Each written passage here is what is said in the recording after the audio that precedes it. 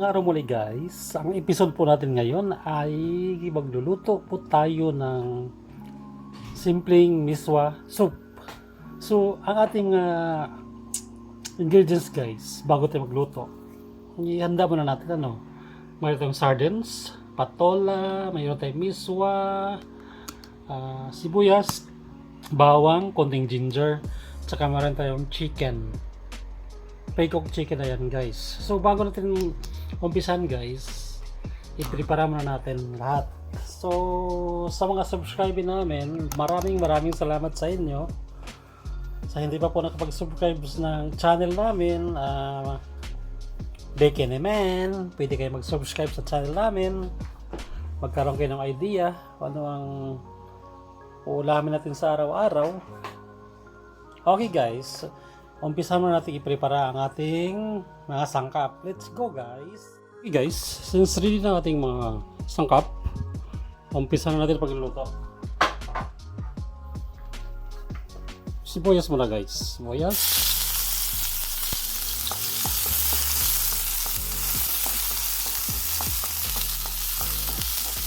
Tapos ang ating bawang.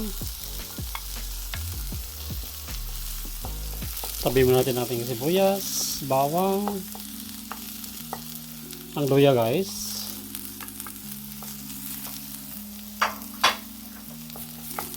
Dito yung kuting mantika.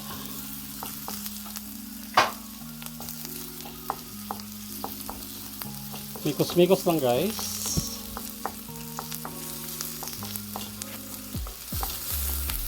Yan, transparent na po yan. Saka i-add natin ating chicken.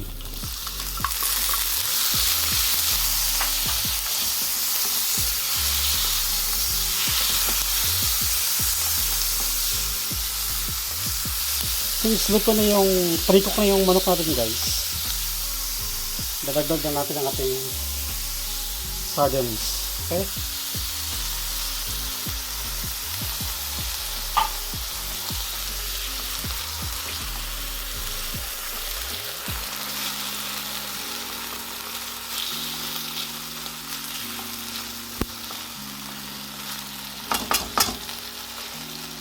Dagdag tayong water, mga 600 ml o 1 liter guys. Pero mas marami na yon. Mga tsansya na lang gano'n kadami guys. 700 to 800 ml. Okay guys, hayaan mo natin isang kumulo. Okay? Check natin kung okay na yung ating pinakuluang sardinas saka chicken. Okay guys, kumulo na siya guys. Saka natin i-add ating miswa. Okay? Yan. Hindi natin masyadong damihan guys kasi times 2 pa yan. Okay? Guys. Parang medyo may sabaw-sabaw. Dadagdag na tayo ng paminta.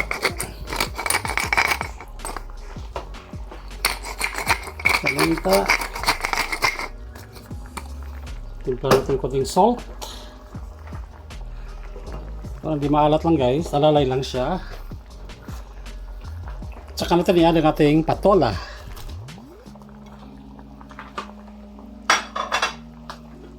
Gano'n lang guys, kadali. Simpleng sabaw pero napakasarap to guys. Yan, pakuloy natin ang bahagya. 3 to 5 minutes. Ready na yan guys. See? Dali lang maluto ang ating miswa.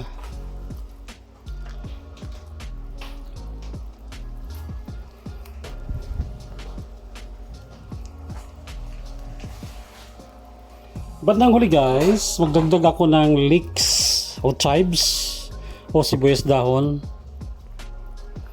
para lalong nagdagdag ng lasa yung miswa soup natin. Okay? Salamat sa panonood guys. Sa mga hindi pa nakapag-subscribe na channel namin, mag-subscribe po kayo.